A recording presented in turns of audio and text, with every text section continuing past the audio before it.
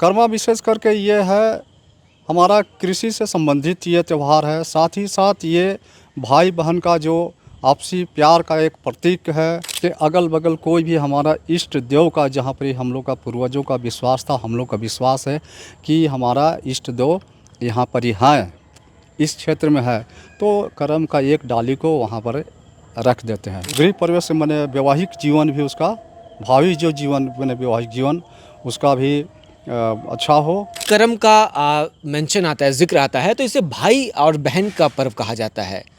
ये ऐसा क्यों है? बड़ा में जो पहले जन्म लेता है उसका नाम कर्मा रखते हैं, क्योंकि कर्मा के सेवा करने से ही ये संतान की उत्पत्ति हुआ है। कर्मा हम है, ये कौन कर्मा है? तब उसके बाद में उखाड़ के बिकना चाहता है तो समस्त ग्रामवासी और उनका भैया मना करते हैं। गाड़ी में कुछ नहीं रहता है, वहाँ जितना भी चीज़ें लाए थे वो तमाम चीज लुप्त हो गया, गायब हो जाता है। तो ननका ननकी दोनों मिलके कहते हैं कि अच्छा ऐसा करते हैं, हम लोग जितना भी रोपे हैं ना, रोपा हुआ धान है, उस सब धान को उखाड़ के हम लोग को रात को बिक देते हैं। अच्छा। और उसके बाद में रात को ये चले जाते हैं दोनों। इतना रात को आप यहाँ, तब वो बोलते हैं कि हम धर्मा का, हम रखवाली करने के लिए हम हम देवदूत हैं। अच्छा। कर्म का हम देवदूत हैं और हम कर्मा का कोई भी अहित हम लोग नहीं, धर्मा का, हाँ, धर्मा का कोई भी अहित हम लोग नहीं होने देते हैं। कर्म देवदूत बोलते हैं कि देखो तुम 7 समुंदर पार जाओ, वहाँ पर ही तुमको कर्म देव मिलेंगे। देखते हैं ऐसे अंजलि करके पानी, तो वहाँ भी एकदम लाल पानी, तो वो भी नहीं पी नहीं पाते, वहीं पर रोने लगते हैं कि हमारा किस्मत कोई चीज़ खाने नहीं सके, अब पानी भी नहीं हम पी सक रहे हैं, ऐसा हमारा किस्मत है। तब उसके बाद में आवाज़ आता है, वहाँ पर ही वही एक पेड़ होता है, पेड़ कर्म का पेड़, जो कि ये चांद का जो रोशनी से चमकता हुआ वो नज़र आता है। और वही से आवाज़ आता है कि कर्मा तुम्हारा जो परीक्षा का घड़ी है समाप्त हो चुका है, अब तुम यहाँ आ गए हो, तुमको परीक्षा हमको जितना ले लिए हैं, तुम्हारा सब दुख तकलीफ दूर हो जाएगा। नमस्कार, हमारा नाम शुभम राय है और आप इस वक्त ओंकार झारखंड देख रहे हैं। झारखंड की संस्कृति और परंपराओं में कर्मा पूजा का विशेष महत्व है। ये पर्व प्रकृति, भाई बहन के रिश्ते और सामाजिक एकता का प्रतीक माना जाता है। आज हम इसी पर्व के बारे में विस्तार से जानेंगे और हमारे साथ मौजूद हैं हातमा के मुख्य पाहन जगलाल पाहन जी, जो हमें कर्मा पूजा के बारे में विशेष जानकारी देंगे। तो पहले तो आपका बहुत बहुत स्वागत है पाहन जी। चलिए, आपका भी स्वागत है और जोहार है। पाहन जी, कर्मा जब सुनता है लोग, हर कोई जब सुनता है तो प्रकृति और भाई बहन के रिश्ते के बारे में हर कोई जानता है, लेकिन कर्मा शब्द का क्या अर्थ है? कर्मा पर्व की शुरुआत कब से हुई? अगर इतिहास में हम जाएं देखें तो कब से शुरू होता है ये? देखिए, झारखंड है या फिर जहाँ पर ये आदिवासी और मूलवासी जहाँ पर ये वास करते हैं, तो उस क्षेत्र में जो हमारा प्राकृतिक पूजा पर्व जो कर्म है वो बहुत धूमधाम से मनाया जाता है। और ये कब से मनाया जा रहा है इसके बारे में तो कहना माने कि संभव नहीं है।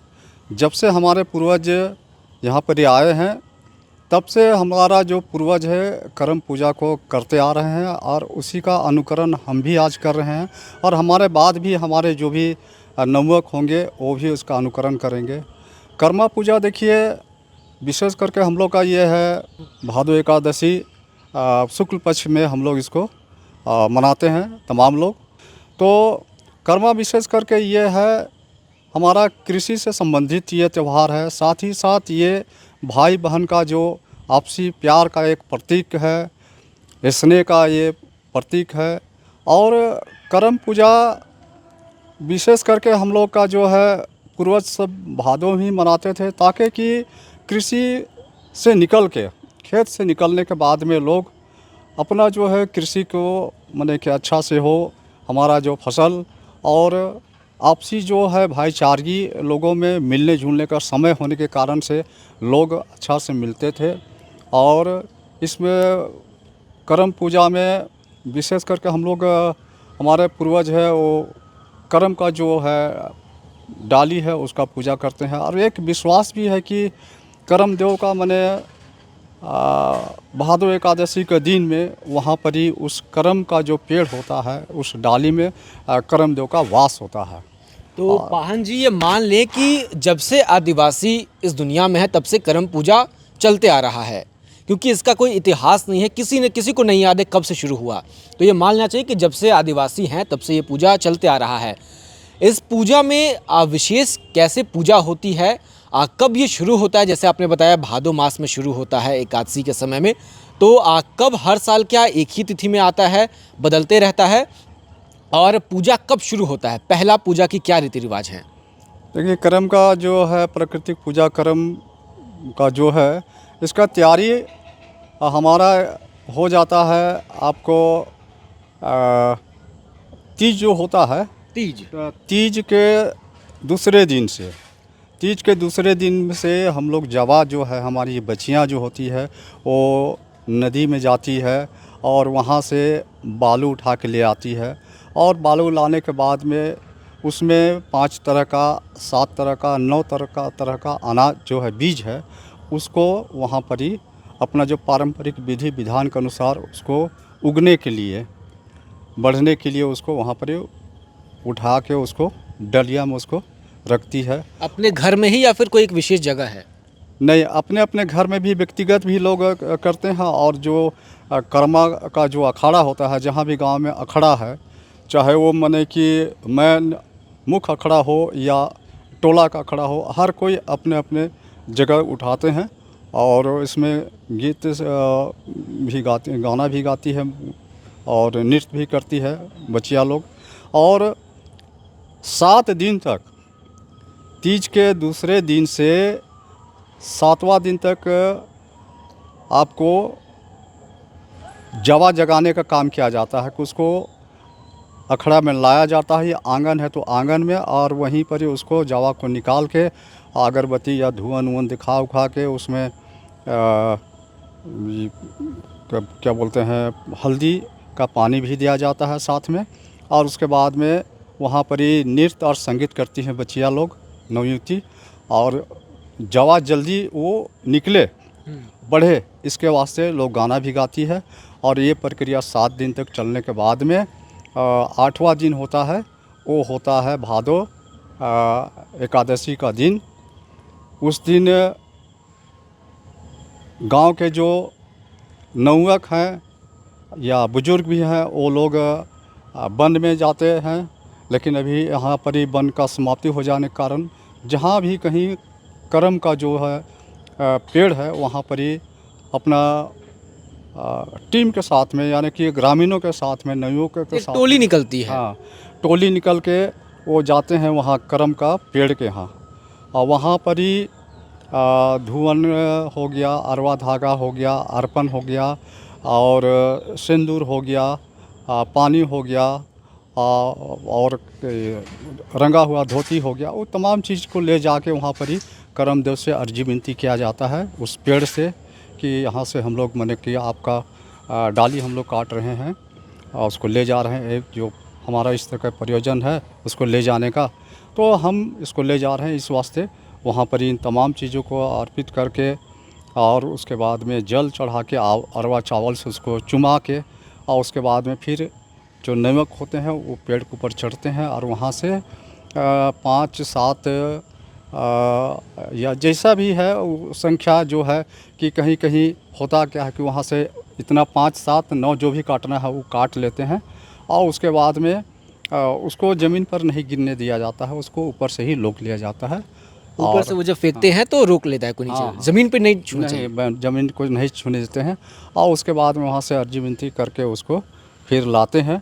और उस रूट में जहाँ से वो लोग आते हैं तो उस जगह से के अगल बगल कोई भी हमारा इष्ट देव का, जहाँ पर हम लोग का पूर्वजों का विश्वास था, हम लोग का विश्वास है कि हमारा इष्ट देव यहाँ पर ही है, इस क्षेत्र में है, तो करम का एक डाली को वहाँ पर रख देते हैं उनके सम्मान में। हाँ, इसी तरह से अगर 5 गो है तो 2 गो हमारा जान रहे कि हम वहाँ से करम डाली लाने गए हैं, तो 2 जहाँ पर ही है हमारा देवी स्थल है तो वहाँ हम उस डाली को छोड़ते आएंगे और 3 को बचा के उसको ला के यहाँ पर ही महिला जो है नवयुवती सब रहती है, वो फिर वो सब रिसीव करने के लिए उसको फिर खड़ी रहती है।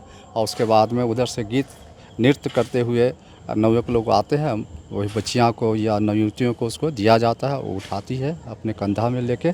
फिर कर्मा का जो अखड़ा है, तो अखड़ा में उसको 3 बार परिक्रमा जल गिराते हुए और उसके पीछे से कर्मा जो है डाली को उसको घुमा के 3 बार, उसके बाद पाहन जी आते हैं। पाहन आके फिर उसको वहाँ पर स्थापित करते हैं अखड़ा के उस डाली को। जी। और इस तरह से उसको स्थापित करने के बाद में हमारा जो है इस ग्राम का, हर ग्राम में एक ग्राम देवता होता है जिसको हम लोग हाथू बोंगा बोलते हैं। तो उस हाथू बोंगा के नाम से वहाँ पर ही भी माने कर्मा से पूर्व उसी का, जैसे कि गणेश जी का पूजा होता है तो पहले सबसे पहले कन्या कोई भी देवता का हो तो पहले होता है, तो ग्राम देवता का वहाँ पर ही पूजा उसको किया जाता है। वो भी हमारा पारंपरिक जो रीति रिवाज के अनुसार वहाँ पर ही जो है धुवन हो गया, अरवा धागा हो गया, अर्पण हो गया, और उसके बाद में साथ ही साथ जो है पुष्प हो गया, और हमारा धान जो है लगा हुआ जो खेत में उसको भी लाया जाता है। और वहाँ पर ही पाहन के द्वारा कर्म के पूजा के साथ साथ ग्राम देवता को भी अर्जी विनती करते हैं पाहन जी। पाहन जी तमाम लोगों के माने खेत में अच्छा फसल हो, साथ ही साथ में जितने भी उस ग्राम के लोग हैं, उस मौजा के लोग हैं, उस मौजा के सुख शांति और समृद्धि के लिए वो प्रार्थना करते हैं कर्म देव से और ग्राम देवता से। और साथ ही साथ में ये भी प्रार्थना करते हैं कि जो भी हमारी जो बच्चे बच्चियां हैं उसका भी जीवन अच्छा हो और सुखद हो, और उनका भी भाविक जो गृह प्रवेश माने वैवाहिक जीवन भी, उसका भावी जो जीवन माने वैवाहिक जीवन उसका भी अच्छा हो, और उनको भी अच्छा माने कि साथी माने कि जीवन साथी प्राप्त हो। और उन तमाम लोगों को जो भी कर्मा पर यहाँ पर उपवास में बैठे हैं, उन लोगों का शादी पश्चात अच्छा उसको संतान की प्राप्ति हो, तेजस्वी हो, हिष्ट पुष्ट हो, इस तरह से माने कि पाहन जी सबके लिए कामना करते हैं।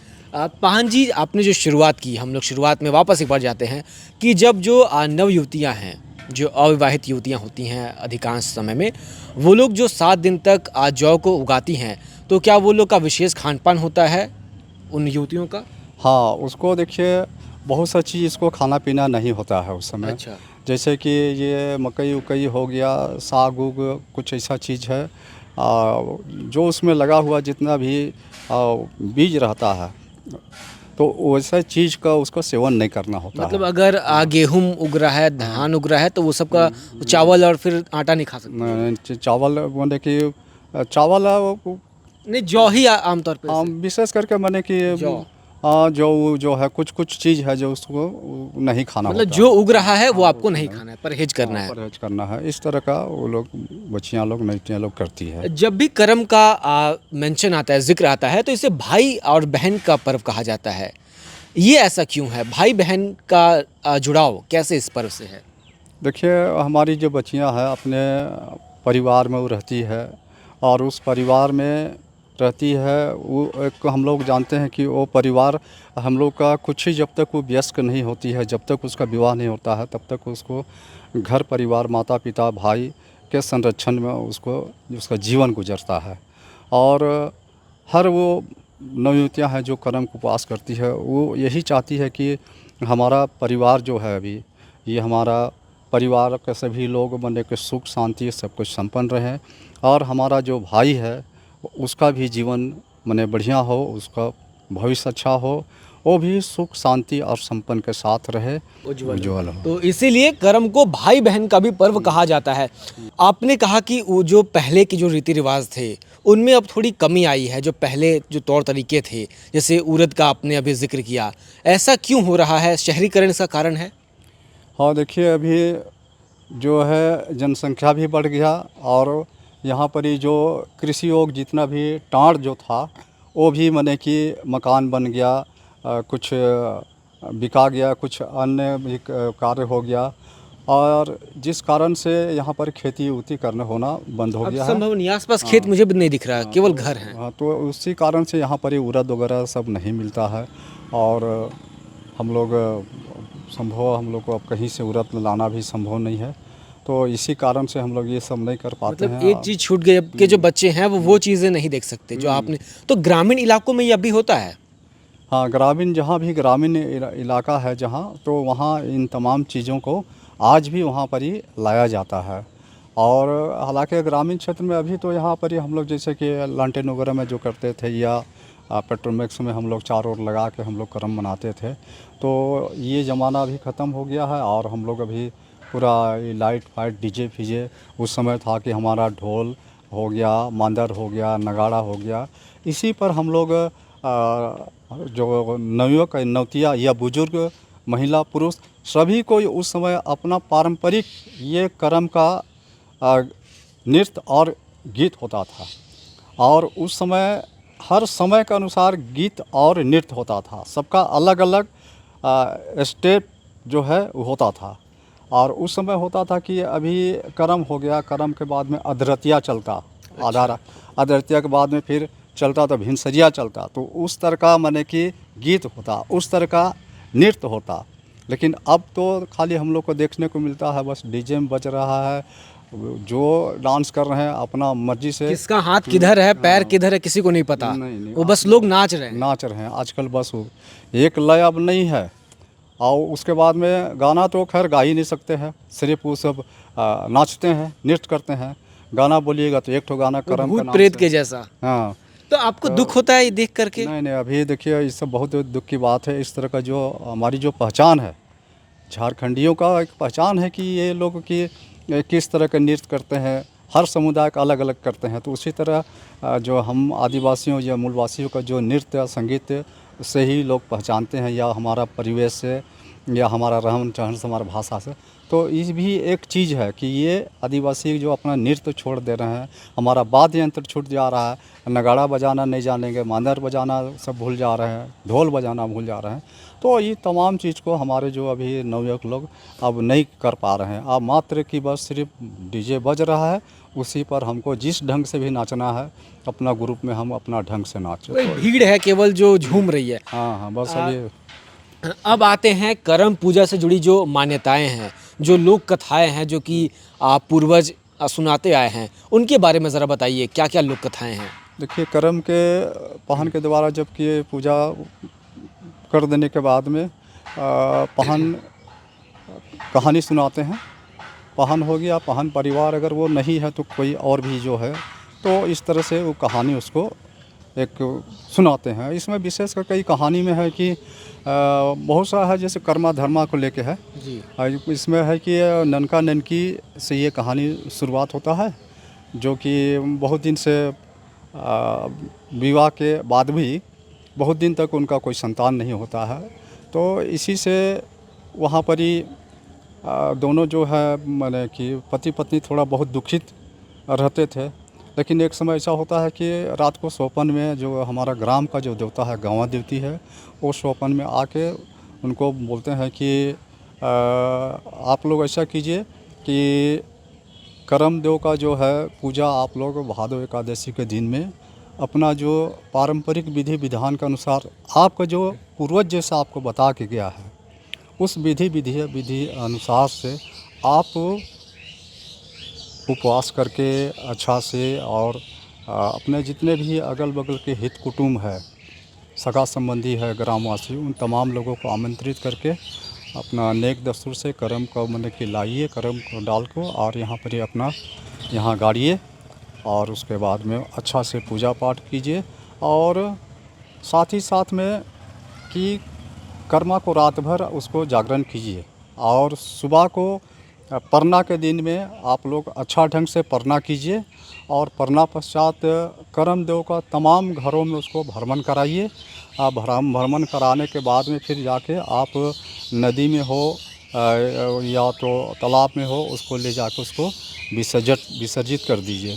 तो इस तरह से करते हैं। तो जब वो कर लेते हैं तो साल भर के अंदर में ही 1 साल होने से पहले ही उसको 2 ठो संतान की उत्पत्ति होता है, ननका ननकी का। तो ननका ननकी दोनों संतानों का नाम, जो बड़ा में जो पहले जन्म लेता है उसका नाम कर्मा रखते हैं, क्योंकि कर्मा के सेवा करने से ही ये संतान की उत्पत्ति हुआ है। ये सोच के बड़ा बच्चा का नाम कर्मा और छोटा का धर्मा रख दिया जाता है। जी।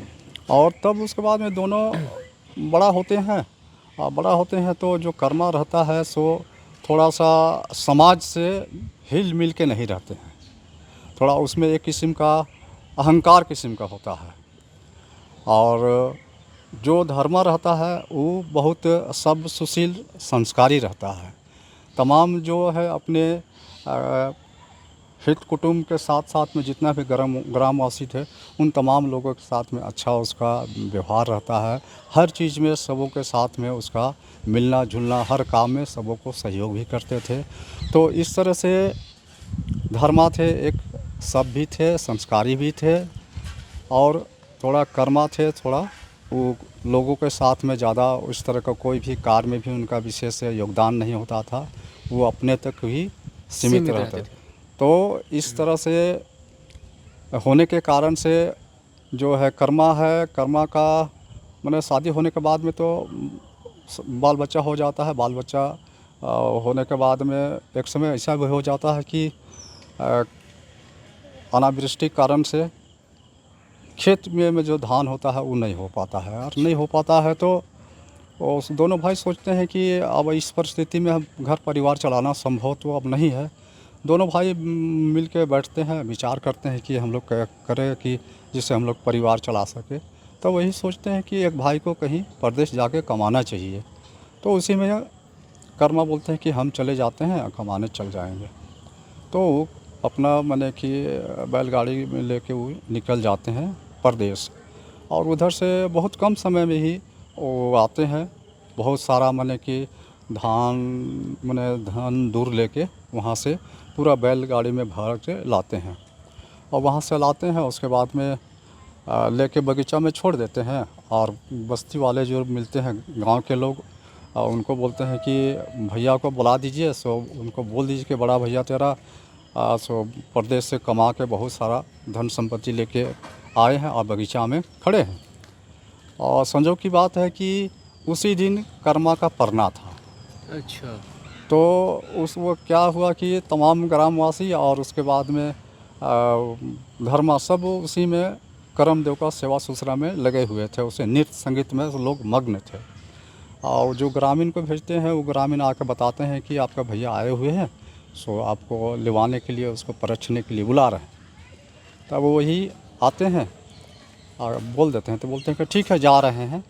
उसके बाद में वो भूल जाते हैं, नृत्य संगीत करते रहते हैं। बहुत कुछ देर हो जाता है तो कर्मा है वो तो ऐसे ही माने कि थोड़ा सा अहंकारी थोड़ा था ही, तुरंत उसको क्रोध आ जाता है। उसके बाद में वहाँ से एक सोटी ले लेते हैं।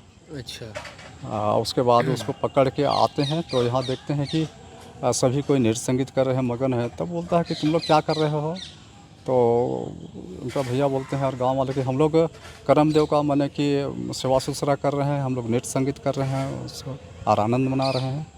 तब बोलता है कि कौन करम? करम तो सबसे बड़ा करम तो हम है और कौन करम है यहाँ?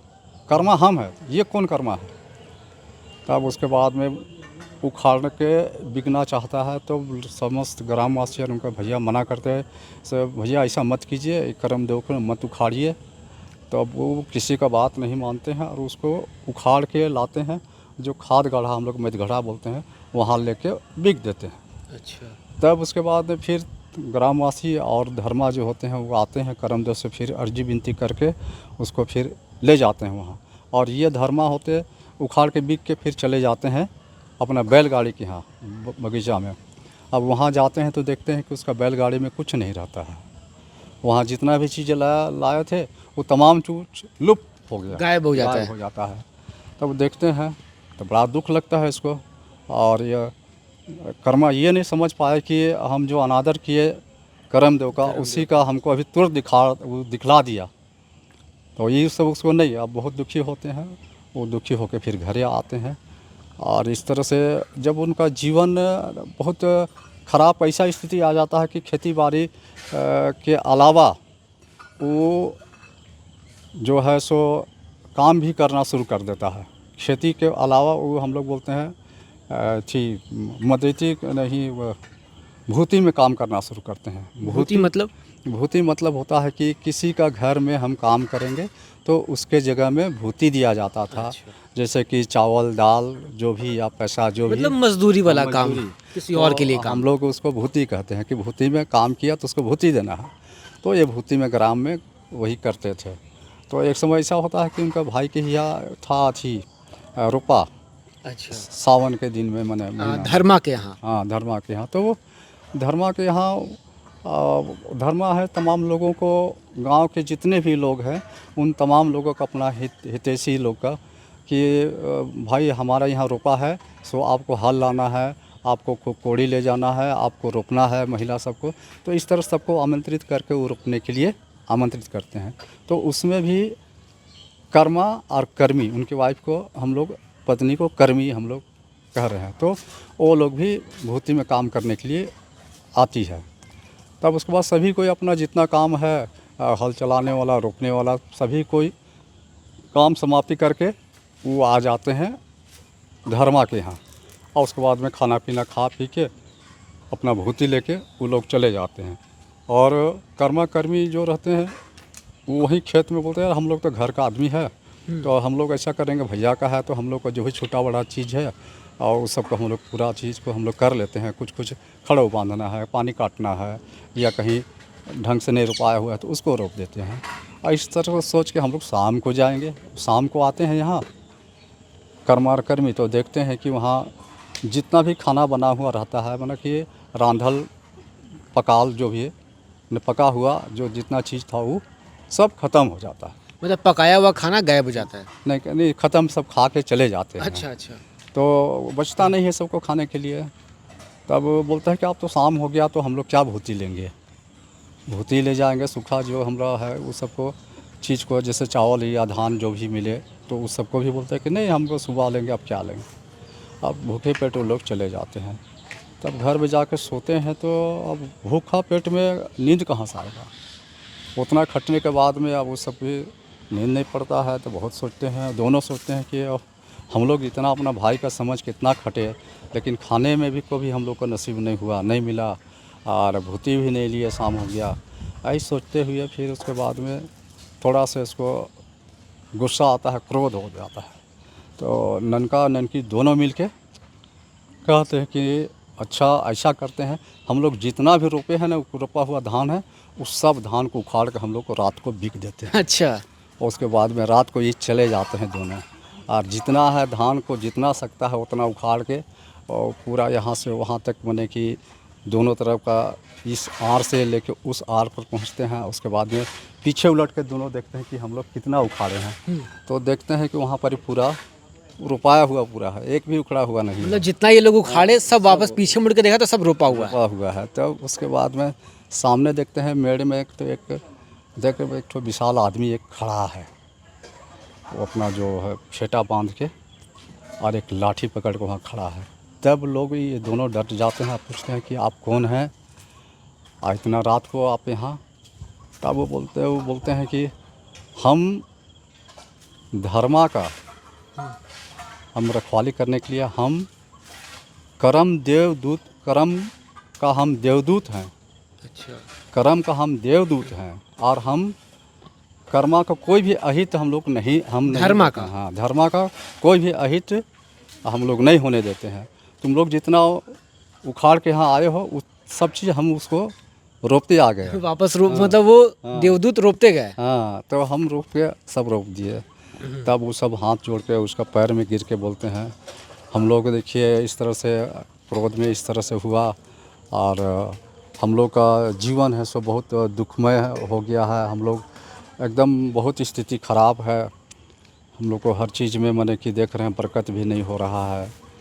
तब उसके बाद में कहते हैं जो कर्म का देवदूत जो है, कर्म देवदूत बोलते हैं कि देखो कर्मा, तुम जो कर्म देव का जो तुम अपमान किए हो, कर्मा को बोलते हैं। हाँ हाँ, कर्मा को, कि तुम जो है कर्म देव का जो तुम उसका अपमान किए हो, उसका अनिष्ट किए हो, और तुम ग्राम के लोगों के साथ में भी तुम्हारा अच्छा व्यवहार संबंध नहीं रहता है, लोगों के साथ में अच्छा कोई भी तुम बर्ताव ही नहीं करते हो, जिस कारण से तुम्हारा जो जीवन है, तुम्हारा जो आय का स्रोत है, तुम्हारा सुख शांति सब ख़त्म हो गया है। तुमको वो इसी तरह के कारण से तुमको आज ये हर चीज़ का दिक्कत हो रहा है, विपत्ति इतना आ गई। विपत्ति तुमको आ गया है। तो तुम ऐसा करो, तो वो बोलते हैं कर्मा बोलते हैं कि तो हम लोग का कैसे हमारा ये दुख तकलीफ़ हमारा कैसे दूर होगा। तब उसके बाद में वही कर्म देवदूत बोलते हैं कि देखो तुम 7 समुंदर पार जाओ, वहाँ पर ही तुमको कर्म देव मिलेंगे, और कर्म देव जो मिलेंगे तुमको वहाँ से, तब वही तुम मिलोगे तो वही तुम्हारा समस्या का समाधान करेंगे। तब ये कहते हैं, वहाँ से वो दोनों आ जाते हैं उस घर, और उसके बाद में दूसरा तीसरा दिन कर्म देव है सो 7 समुंदर पार करना है, और वहाँ आपको कर्म देव वहाँ पर जाना है उसको। तो अपना जितना भी खाना पाना बांध उंधा के वो निकल जाते हैं। आप चलते जाते हैं, बहुत दिन हो जाता है, तो जितना भी उसको ले जाने वाले जो खाने पीने का चीज़ था सब समाप्त हो जाता है। तब उसके बाद में वहाँ पहुँचते हैं वो, तो कुछ दूर जाते हैं, भूख से देखते हैं, तो इस तरह से बहुत सा है, बीच बीच में और भी है, तो हम शूट कर रहे हैं। हाँ जी जी। हाँ, तो यहाँ पर बहुत सा कहानी है, उस बीच में क्या क्या होता है, जैसे कि डूंबर है गिरा हुआ, वो भी नहीं खाते हैं, कीड़ा लग जाता है। आम यहाँ मिलता है, उसमें भी कीड़ा। और उसके बाद में गाय मतलब रास्ता ही बहुत कठिन उनका कठिन, बीतता है। हाँ। उसके बाद में जब गाय को देखते हैं, तो गाय का दूध पीना चाहिए, गाय भी लात मार देती है, वो भी नहीं सकता है। नदी पार को आखिरी समुद्र पार करने में मंगर मिलता है, और वो डरते हैं, फिर मंगर को बैठा के उसको पार कराया जाता है। ये तमाम चीज़ है। तो इसमें बहुत सा चीज़ वहाँ पहुँचते हैं। उसके बाद में वहाँ भी जब पानी पीना चाहते हैं, पार होके झरना मिलता है, तो वहाँ भी देखते हैं ऐसे अंजिल करके पानी, तो वहाँ भी एकदम लाल पानी, तो वो भी नहीं पी नहीं पाते, वहीं पर रोने लगते हैं कि हमारा किस्मत कोई चीज़ खाने नहीं सके, अब पानी भी नहीं हम पी सक रहे हैं, ऐसा हमारा किस्मत है। तब उसके बाद में आवाज़ आता है, वहाँ पर ही वही एक पेड़ होता है, पेड़ करम का पेड़, जो कि ये चाँद का जो रोशनी से चमकता हुआ वो नज़र आता है, और वही से आवाज़ आता है कि कर्मा तुम्हारा जो परीक्षा का घड़ी है समाप्त हो चुका है, अब तुम यहाँ आ गए हो, तुमको परीक्षा हमको जितना ले लिए हैं, तुम्हारा सब दुख तकलीफ़ दूर हो जाएगा। तुम जाओ और अपना जो भी अपना विधि विधान के साथ में जो होता है वो तुम माने कि यहाँ से पूजा पाठ करोगे कर्म का, डाली लेके, और उसके बाद में अपना जो हित कुटुंब है उस सबके साथ में भी तुम अच्छा से रहोगे, सबों के साथ में मिलजुल के और सहयोग करके, तो तुम्हारा हर दुख तकलीफ़ दूर हो जाएगा। और उसके बाद में देखते हैं कि वहाँ जो पानी बह रहा था, तो वो पानी भी जब इतना बोलने के बाद में फिर आवाज़ बंद हो जाता है, कर्म तो भी लुप्त हो जाते हैं, वहाँ पर घास फूस उग जाता है कर्म का पेड़ के सामने में। अच्छा। तब उसके बाद में कर्म दो पूरा घास उसको साफ़ करते हैं पूरा, और उसके बाद में देखते हैं पानी भी साफ़ हो गया, पानी को भरपूर पीते हैं। उसके बाद लौटते हैं, लौट के आके वही पारंपरिक विधि विधान के अनुसार वो सब करते हैं, तब से उसका भी जीवन अच्छा ढंग से चलने लगता है, कुशल मंगल चलता है। कुशल मंगल। और इसमें जो है कि आम जो है, तो आम का बगीचा जब जाते हैं उस समय जो मालिक रहता है वो बोलते हैं कि हमारा आम का जो में कीड़ा पड़ता है, इसका क्या कारण है, थोड़ा पूछ के आइएगा, आप इस प्रयोजन से जा रहे थे, हमारा भी ये समस्या को पूछ के आए। उसी तरह गाय का मालिक बोलता है कि ये गाय हमको दूध दूहने के लिए नहीं देती है, बछड़ी को भी नहीं पिला। और वहाँ मंगर जो है कि वो ना पानी में उसको चैन लगता था, ना तो उसको बालू में, तो वो बोलते हैं कि हमारे बारे में कुछ नहीं। तो उधर से सब मंगर को यही है कि मंगर को बोला जाता है कि आप जो कर्मित लोग जो यथी कर रही थी परना, तो परना दिन तुम उसको डरवाए थे मगरमच्छ को। हाँ, तो इसी वास्ते यही परिणाम है कि तुमको चैन नहीं मिल रहा है। वो बेचारा बाहर भी निकलता है तो भी परेशान रहता है, और पानी में भी। तो उसके बाद में वही बता देता है उसको कि आपको आज से फिर दोबारा किसी को इस तरह से तुमको डराना नहीं है, तो तुम ठीक रहोगे। फिर यहाँ गाय वाला को भी यही बोल दिया जाता है कि आप जब कोई भी गाय नया गाय ब्याती है, तो उस समय तुम क्या करना, गांव वाले जो हित कुटुंब है उसको खिरसा को बांटना होता है, उस पहला दूध जो पहला दूध को। तो ये सब तुम नहीं किया, जिसके कारण से तुम्हारा गाय है जो वो दूहने नहीं दे रही दूध, ना बछड़ी को भी पीने देती है। तब इस तरह से आप ही कर्म पूजा अच्छा ढंग से करो, और जो इस तरह का होता है तो सबसे पहले एक दूसरे को उसको खाने पीने के लिए दो, तब उसके बाद में खाओ। ये आम वाला भी आ जाते हैं तो आम वाला भी फला जाता है, उसको बता देते हैं तुम जब आम फला था तो तुम किसी को तुम नया फल को किसी को दिया नहीं और तुम अपने सेवन किया, उसको अपना बगल के जो भी ग्रामीणों है हित कुटुंब है उसको नवाइन करने चखने के लिए देना चाहिए, वो आप नहीं दिए। यही कारण है कि इसमें कीड़ा लगता है। तो कोई भी चीज़ फल, कोई भी फल लगता है तो पहले लोगों को बांटिए, तब अपने खाइए, और उसके बाद कर्म का भी आपको विधि विधान से पूजा कीजिए, आपका भी समस्या का समाधान हो जाएगा। तो इस तरह से वो था।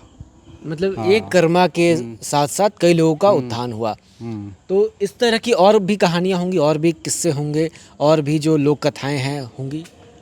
देखिए मैंने यहाँ पर यह है मैंने कि घाट घाट पर पानी बदले और शौक पसवानी है, तो इसी तरह से इससे जुड़ा हुआ कहानी है। कर्म और धर्म पर ही आधारित है, कुछ कुछ भिन्नता है, कुछ भिन्नताएं हैं, सार एक ही है। सारे की सभी हाँ। का कि कर्म देवता अपना व्यवहार ठीक रखना है, क्योंकि कर्मा का जो व्यवहार है वो काफ़ी भिन्न था धर्मा से। तो ये एक अच्छाई और बुराई की कहानी है। अच्छाई और बुराई में अंतर क्या है? हाँ, यही धर्म का है, जैसे कर्मा धर्मा, अब धर्म भी करना चाहिए, कर्म भी करना चाहिए, ये भी है। अपना धर्म और कर्म दोनों ठीक होना चाहिए। तो बहुत बहुत शुक्रिया पाहन जी, आपने इतने विस्तार से हमें पूरी जानकारी दी। कम से कम आधे घंटे से अधिक समय हो गया है और बात खत्म नहीं हो रहा है, और जो आज जानने की जो इच्छा है वो भी खत्म नहीं हो रही, लेकिन चूंकि समय इतना ही है तो इसका आपका बहुत बहुत शुक्रिया। चलिए आपको तो आप आज जगलाल पाहन जी को सुन रहे थे। हातमा का जो सरना स्थल है, जो हातमा है, वहाँ के मुख्य पाहन है। शहरी इलाके में हम लोग रिकॉर्ड कर रहे हैं, तभी इन्होंने अपना दुख बताया कि कैसे शहरीकरण के बाद जो कर्मा पूजा की जो पुराने रीति रिवाज थे उनमें अब थोड़े बहुत से चीज़ें ख़त्म हो रही हैं, कई चीज़ें। उसके अलावा जो आज के जो युवा हैं वो कैसे डीजे की ओर ज़्यादा बढ़ रहे हैं, और जो पुराने जो पारंपरिक नृत्य थे, पारंपरिक जो वाद्य यंत्र थे, चाहे ढोल हो, नगाड़ा हो, मांदर हो, उन चीज़ों से हटकर अब वे डीजे और लाइट और साउंड सिस्टम पर ज़्यादा उसकी ओर आकर्षित हो रहे हैं। तो तमाम ये बातचीत थी कर्मा पूजा को लेकर। कर्मा पूजा की शुरुआत कैसे हुई, कोई नहीं जानता कब शुरू हुआ। आप आदिकाल इसका जो शुरुआती समय है उसे मान सकते हैं। कैसे मनता है उसके बारे में बताया गया, कैसे जो अविवाहित लड़कियां हैं वो जौ उगाती हैं, उसके बाद पूजा पद्धति तमाम जो चीज़ें हैं वो हमने जानी। फ़िलहाल के लिए ये बातचीत आपको कैसी लगी आप कमेंट में ज़रूर बता सकते हैं। तो फ़िलहाल के लिए इतना ही, शुक्रिया।